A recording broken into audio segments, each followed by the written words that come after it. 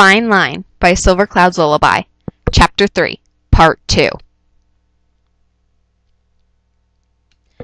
Haymitch was absent from school the next day.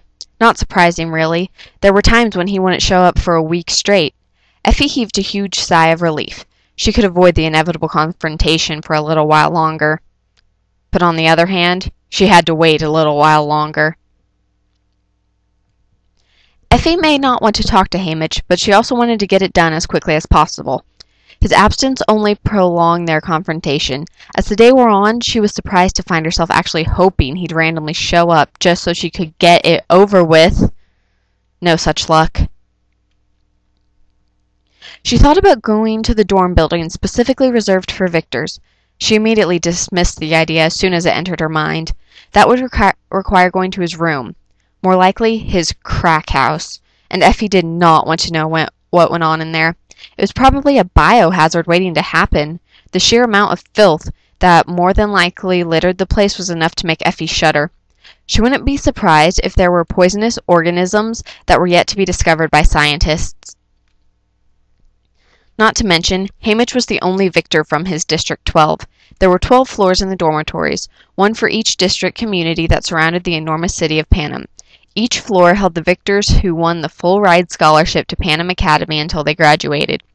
Since Haymitch was the lone Victor from District 12, he had the entire floor to himself. If Effie went up there and he attacked her like the animal he is, no one would be around to hear her scream, let alone save her. She'd rather not risk it.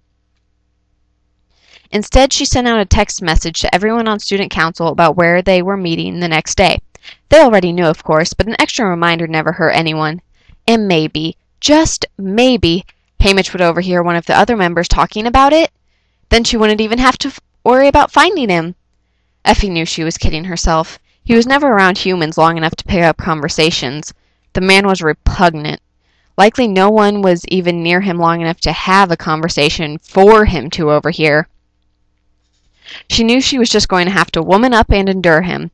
So when she shockingly saw him at the cafeteria the next day, she made her way over to his table before she at hers. Effie painted on her most cheerful smile. She was always taught that you should always be polite to someone, even when you don't like them. It never lasted long around Haymitch, but she would try. And after all, she was the bigger person here. Haymitch was shoving a sandwich in his mouth. He chewed with his mouth open, giving Effie a nice view of the masticated bread and meat concoction. It took all of her willpower not to gag. Effie sat right in front of him, her smile still in place. His gaze flitted to her when he heard the sound of the chair scraping against the linoleum floor. He raised a dark eyebrow at her, his mouth clamped onto his sandwich in mid-bite. Just as Effie opened her mouth to say something, he got up and walked away. Effie's jaw dropped and turned in the direction he went. He opened the door of the cafeteria and sauntered outside while nonchalantly eating his meager lunch. How incredibly rude! Well, she wasn't going to give him the satisfaction of letting it get to her. She'll merely find him later. She had a free 7th hour. Normally, she'd use it to begin planning early, but when were things going according to plan lately? But she knew how to adjust, and by golly, she'll adjust. When 7th period rolled around, Effie began her journey to the Vice Principal Paler's office to find out where Haymitch spends his 7th period. Effie knew it was probably futile. She and Haymitch shared 6th period physics, and he was nowhere to be found. She assumed he skipped. He was probably skipping 7th. Sure enough, he was. Before she could make it to Paler's office, Effie found Haymitch sitting at the edge of a soccer field, leaning against a tree. Well, she assumed it was him. She was looking through a window relatively far away from the soccer field, but she was pretty sure it was him. She'd recognized those heinous and completely unfashionable dirty boots even at a distance. Effie clutched her planner and binder to her chest and walked outside into the bright sunlight.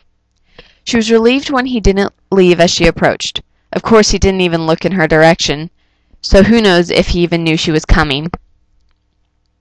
She frowned when he put a cigarette, or was it a joint, she wouldn't know, to his lips. She quickly covered it up with a bright smile. Always be polite. She stopped in front of him.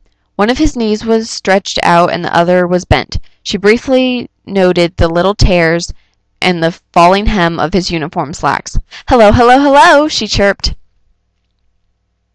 Haymitch sighed, a drag of smoke coming out of his mouth with the sound. "What do you want, Princess?" His voice was a tad slurred. Effie vaguely wondered when he found the time to drink, at least the amount needed to impair speech. Did speech slur when someone was high? She wasn't sure, and she wasn't about to ask.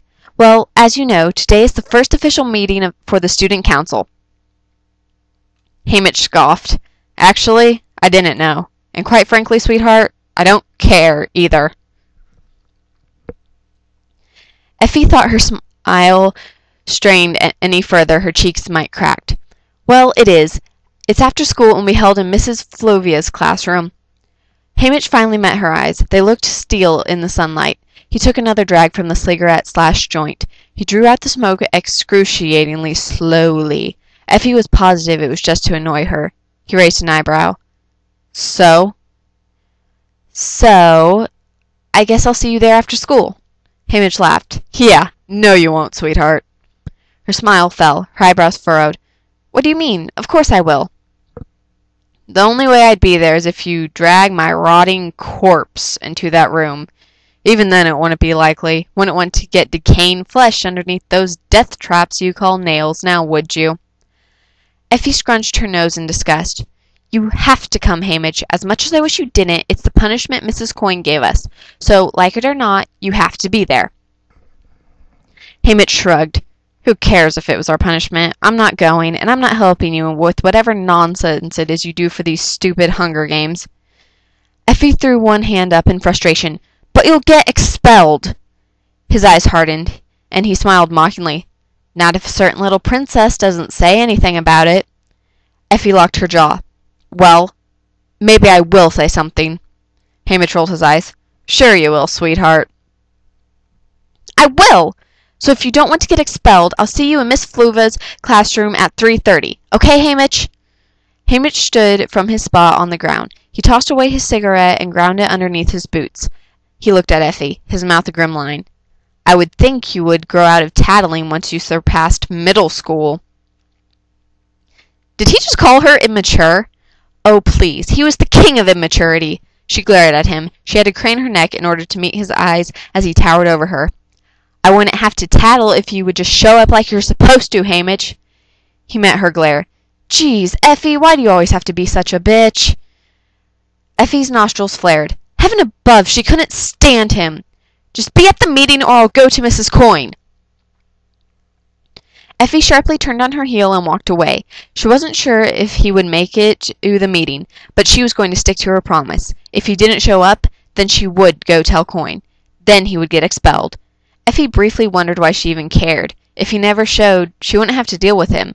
His absence could benefit her. So what did it matter if he was really there or not? The principle of the thing, she reasoned.